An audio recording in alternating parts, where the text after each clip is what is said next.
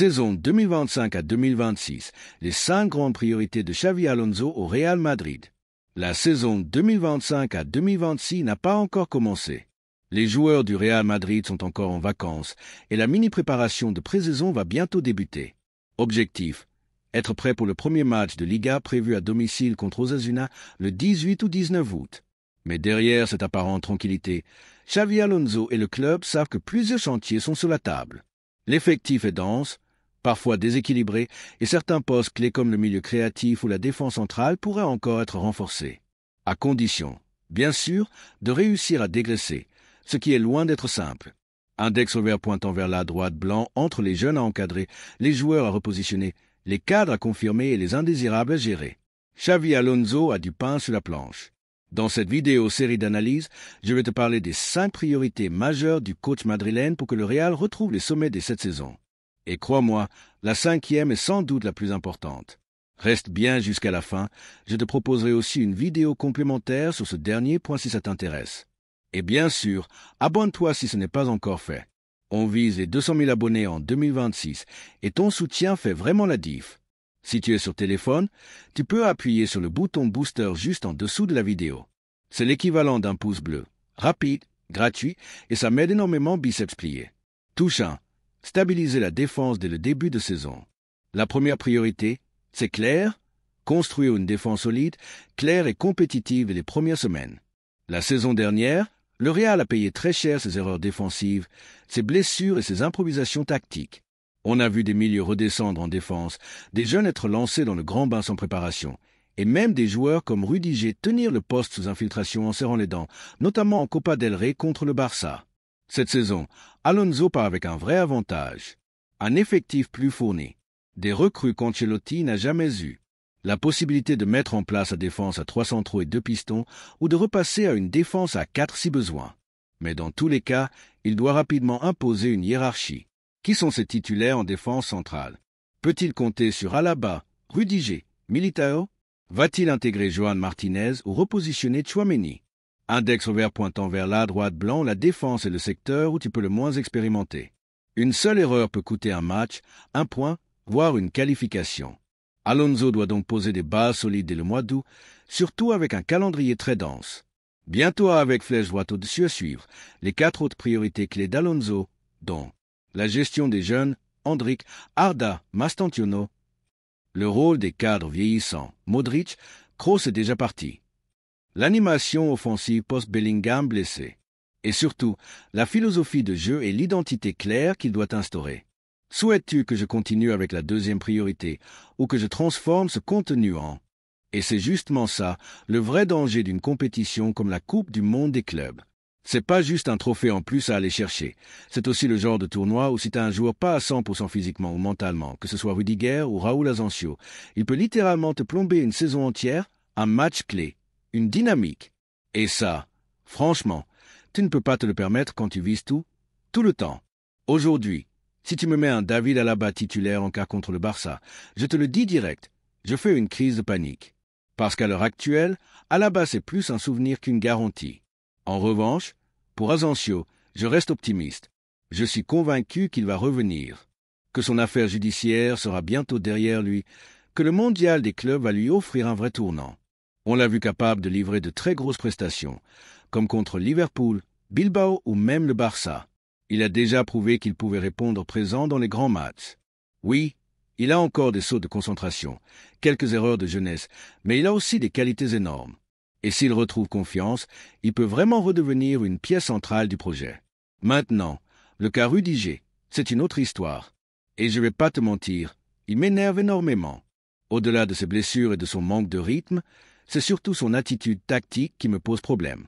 C'est un joueur qui sort trop souvent de sa zone, qui pas pressé alors qu'il devrait garder la ligne, qui se fait aspirer trop facilement. Résultat, la défense se retrouve exposée et on encaisse des occasions, voire des buts, simplement parce qu'il n'a pas respecté la structure. Et ça, dans le système de Xavi Alonso, c'est rédhibitoire. Alonso, lui, demande de la rigueur, de la discipline. Et un mec comme Chen, il a compris dès le premier jour. Il a montré l'exemple dès le début du mondial des clubs.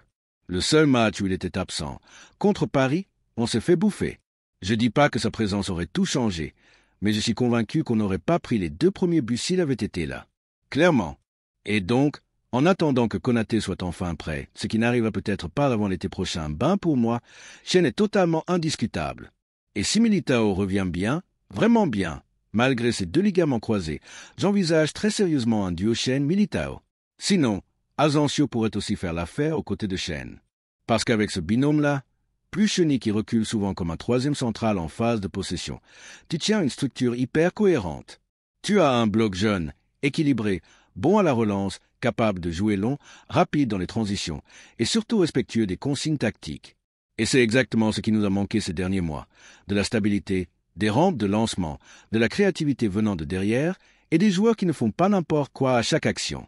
Malheureusement, pour l'instant, Konaté est encore absent. Être même parfois le facteur X dans certains matchs où personne ne répondait présent. Brahim a une qualité de percussion, une capacité à jouer entre les lignes et surtout une prise d'initiative que très peu ont dans cet effectif. Et dans ce Real Madrid 2025-2026 version Xavi Alonso, ce type de joueur va forcément avoir un rôle important à jouer, surtout dans les premières semaines sans Bellingham. Donc voilà pourquoi la 2e et la 3e priorité de Xavi Alonso sont liées à la structuration du milieu de terrain autour d'Arda Güler et à la gestion de la transition avec ou sans Bellingham. Arda Güler, c'est la clé du nouveau Real. On parle d'un joueur qui, s'il continue sur sa lancée, peut devenir ce que Modric a été pendant une décennie, le cœur du jeu. Il a ce sens de l'orientation du corps, cette lecture du tempo, cette capacité à combiner, à casser les lignes, à trouver des angles de passe impossibles. Mais il apporte aussi des frappes, du danger direct, des stats. Il n'est pas juste un organisateur, c'est un joueur total. Et là où Alonso fait toute la différence, c'est qu'il lui donne sa chance, sa confiance, sa liberté. Contrairement à Ancelotti qui le mettait une fois tous les 10 matchs, Alonso le responsabilise. Et on voit tout de suite la différence. Arda rayonne, ose, crée, finit. Il a cette aura d'un vrai meneur. Mais attention, pour qu'Arda Güler brille, il faut l'entourer intelligemment. Et c'est là où la complémentarité avec Valverde est capitale. Valverde, c'est la caisse, c'est l'énergie, c'est la projection. C'est un box-to-box parfait qui compense, qui couvre, qui harcèle. Tu ne peux pas lui demander de mener le jeu. Il faut le laisser dans ce rôle des électrons libres défensifs, capables d'apporter du surnombre. Donc tu as Valverde en 8/6e, Arda en 8/10e et Chenny ou Tchouaméni qui coulissent comme un 3e central pour donner l'équilibre. Et cette structure en 3-4-2-1 avec 2 pistons, Fran Garcia ou Gerson de côté gauche, Arnold ou Carvajal à droite, permet à Arda de jouer haut, entre les lignes, dans la zone de vérité. Surtout que devant, t'as Vinicius et Mbappé. C'est là que tout devient dangereux. Parce qu'Arda va pouvoir les alimenter en profondeur, les lancer dans les petits espaces, leur servir des caviars dans la surface. Et si tu rajoutes un 10 intelligent comme Brahim, ou même un profil surprise comme Mastantuono dans certaines configurations, t'as un trio ultra technique derrière 2 fusées. Et Rodrigo, dans tout ça, franchement, s'il est annoncé partant, j'ai du mal à l'inclure dans le projet actuel. C'est dommage, parce qu'il a le talent pour jouer ce rôle de faux 10 ou même second attaquant. Mais tant que son avenir est flou, il faut avancer sans lui. Mes mots donc, pour résumer. La défense doit retrouver une stabilité avec Shen plus Militao ou Asensio, Tchouaméni en centrale si besoin, et des pistons clairs dès le début. Le milieu doit tourner autour d'Arda Güler en l'installant titulaire indiscutable. Il faut préparer l'absence de Bellingham avec des solutions fiables, Brahim, Mastantuono, et bien répartir les rôles pour éviter les chevauchements de zone, notamment entre Arda, Valverde et Chenny. Et franchement, ce chantier-là, s'il est bien géré, il peut faire exploser le Real Madrid version Xavi Alonso. À mon sens, Brahim aurait dû être titulaire à l'époque devant Rodrigo. Il était, selon moi, bien plus performant sur la période en question, alors que Rodrigo alternait le bon et le moins bon, avec beaucoup plus d'irrégularité. Mais aujourd'hui, ce débat appartient au passé. Ce qui compte, c'est que Brahim est toujours là, que le club lui a renouvelé sa confiance avec une prolongation, et que lui, de son côté, doit rendre cette confiance. Il doit prouver qu'il peut être bien plus qu'un simple joker de luxe. Être performant, que ce soit en tant que titulaire ou en sortie de banc, et faire comprendre à Xavi Alonso qu'il pourrait se tromper à son sujet, car pour l'instant, le coach ne le considère pas comme un vrai titulaire en puissance. Quant à Mastantuono, c'est évidemment une autre histoire. Ce sera sa première saison d'adaptation en Europe. On ne sait pas encore exactement ce qu'il vaut au plus haut niveau, malgré ce qu'il a montré à River Plate. Il faudra voir comment il gère la pression unique du Real Madrid. Mais sur le papier, ça peut être une très belle surprise. Il a été placé comme milieu offensif droit dans la préparation, mais il peut aussi parfaitement évoluer en 10. Et dans ce rôle-là, il pourrait apporter cette présence créative qui manque parfois, notamment quand Mbappé et Vinicius repiquent tous les deux vers l'axe ou la gauche, laissant souvent le flanc droit un peu désert. Mastantuono, lui, a cette intelligence pour se déplacer dans les demi-espaces, combiner dans l'axe, et pourquoi pas prendre le couloir à sa charge dans certaines phases. Alors oui, en l'absence de Jude Bellingham, une configuration avec Arda Güler un cran plus bas, en relayeur, associé à Valverde, et devant un trio Brahim, Mastantuono, Mbappé, Vini, ça peut clairement tenir la route. Si maintenant tu préfères maintenir Tchouaméni en défense, une autre option logique serait d'installer Arda en 10 et de faire reculer Camavinga pour accompagner Valverde au milieu. Et là, on a une vraie complémentarité. Camavinga, avec sa qualité de percussion, sa capacité à casser des lignes, à répéter les efforts et sa technique largement au-dessus de la moyenne, peut être bien plus utile dans cette zone que Tchouaméni. Une paire Camavinga-Valverde, ça peut clairement être plus dynamique, plus verticale, plus impactante que Valverde et Tchouaméni. Et cette réflexion tactique, elle nous emmène naturellement vers un autre point essentiel, la gestion de l'effectif. Les rotations. Et pourquoi pas la relance de certains joueurs en difficulté la saison dernière? Car au-delà des systèmes, c'est aussi une question de profil, de complémentarité et de contexte. Le simple fait de changer de schéma ou de philosophie de jeu peut remettre certains joueurs en lumière. Des profils qui étaient en souffrance ou sous-utilisés peuvent se retrouver mis en valeur dans un autre registre. Prenez Fran Garcia, par exemple. Depuis qu'il joue comme piston, il est transfiguré. Il se régale dans ce rôle à haute intensité, avec des responsabilités claires. Mais ce ne sera pas forcément le cas de tout le monde. Certains milieux pourraient se sentir un peu perdus, privés d'une partie de leur liberté de mouvement ou contraints dans un cadre qui ne leur convient pas. En défense ou en attaque, ce sera pareil. C'est pour ça que cette saison sera décisive pour des joueurs comme Camavinga, Brahim ou d'autres. Il faut qu'ils montrent qu'ils ont leur place au Real Madrid, pas juste comme doublure ou option de rotation, mais comme élément fort d'un projet. Camavinga, notamment, doit enfin exploser après plusieurs saisons où il a été bon, oui, mais sans réellement franchir ce cap que tout le monde attend de lui. Et malgré les promesses qu'il a pu montrer par séquence, Camavinga, aujourd'hui, est encore trop loin de ce qu'on attend de lui. Trop d'erreurs, trop de blessures, pas assez de continuité. Il doit clairement travailler sa condition physique, éviter les rechutes et ne plus se retrouver à manquer de rythme au moment clé de la saison. Parce que sur le papier, Camavinga a tout pour réussir. Il a le talent, il a la polyvalence, il a l'intensité. Et surtout, dans ce nouveau système d'Alonso, il peut être une véritable révélation, tout comme Arda Güler ou Brahim. Mais là où ça devient décisif, c'est dans l'état d'esprit. Il faut que ces joueurs prennent conscience que c'est leur moment, qui ne doit plus être dans la posture de celui qui se bat pour entrer dans l'équipe, mais bien dans celle du mec en place, que les autres doivent venir déloger. Camavinga doit imposer sa présence, il doit devenir un cadre, un moteur. Parce que si même en l'absence de Jude Bellingham, il n'arrive pas à briller, alors honnêtement, je ne vois pas quand il pourra vraiment le faire. Et ce serait franchement triste de le voir finir en Premier League dans un club de second plan pour une somme correcte, alors qu'il a tout le potentiel pour s'inscrire dans l'histoire du Real Madrid. Il est encore jeune. Oui, il a une marge de progression énorme, oui, mais à un moment donné, on ne peut pas éternellement attendre qu'il explose. Il faut des actes, des performances, du concret. Parce que le Real Madrid, c'est pas une école de formation. C'est un club qui joue chaque saison pour tout gagner. Et d'ailleurs, vous aurez remarqué que j'ai même pas parlé de Ceballos. Pourquoi? Parce que j'ai déjà dit dans d'autres vidéos ce que je pense de lui. Et malheureusement, il m'a encore plus déçu que Camavinga. Malgré des minutes de jeu intéressantes, malgré un rôle qu'il aurait pu assumer dans la gestion du tempo ou la créativité, il n'a pas convaincu. Il n'a pas été nul, mais il n'a jamais été transcendant.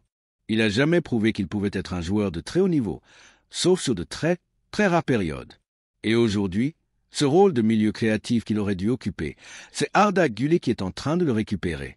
Et franchement, l'idée d'associer Ceballos et Arda sur le terrain, ça me fait pas rêver. Tactiquement, c'est pas complémentaire, et dans l'impact, ça manque d'intensité. Maintenant, pour gérer tout cet effectif, faut évidemment faire tourner, et chacun aura sa chance. C'est à eux de montrer qu'ils méritent. Mais ce qui est non négociable, c'est qu'il faut défendre, attaquer, enchaîner les efforts et surtout, être décisif. Il faut arrêter de se reposer sur ses lauriers. Et enfin, et je vous le dis direct, s'il y a un dernier point que je développerai peut-être dans une vidéo complète si vous êtes chaud, c'est cette histoire de faire jouer Vinicius et Mbappé ensemble. Là, c'est simple, Gonzalo Garcia, s'il est bon, il sera titulaire avec l'un des deux. Celui qui performe pas ira sur le banc, et au pire, sera transféré d'ici 2026. C'est aussi clair que ça. Leur entente, leurs querelles, leurs égos, leur entourage, ça ne nous regarde pas. Ce qu'on veut voir, c'est du résultat sportif. On veut qu'ils tirent l'équipe vers le haut, qu'ils deviennent des leaders, qu'ils se disputent le ballon d'or s'il le faut, qu'ils brillent individuellement mais en coopérant collectivement. Que l'un brille, que l'autre suive ou inversement, peu importe, tant que le collectif passe avant leurs égos. Parce qu'en 2026, ce qu'on veut surtout, c'est retrouver la Liga dans notre poche, la Ligue des champions dans notre palmarès, et des joueurs au service de l'équipe, pas de leur image. Après tout ce qu'on a vu ces derniers mois, le Ballon d'Or, la Coupe du Monde, les prestations collectives du PSG, de Liverpool, de City, si Vinicius et Mbappé n'ont toujours pas compris que le collectif passe avant tout, alors il y a un vrai souci. Parce que si demain un joueur comme Dembélé décroche le Ballon d'Or avant eux, ce ne sera pas juste une question de talent individuel, ce sera une leçon de football collectif. À Paris, les efforts ont été faits. Alors maintenant, c'est à eux de les reproduire ensemble. De mettre l'ego de côté, d'arrêter de bouder comme des gamins parce que lui le fait pas donc moi non plus, et de commencer à fonctionner comme un duo, avec de vraies responsabilités. Pressing, repli, entraide. S'ils veulent passer un cap en tant que joueurs, s'ils veulent atteindre les sommets ensemble, ça commence par là. Et s'ils ne le font pas, alors les 4 autres priorités dont je vous ai parlé plus tôt, elles ne vaudront plus rien. Tu peux définir 10 priorités si tu veux. Si 2 de tes attaquants sur 11 refusent de faire les efforts, tu peux dire adieu au projet. C'est aussi simple que ça. Moi, j'ai ma petite idée sur la façon dont Xavi Alonso pourrait les faire cohabiter.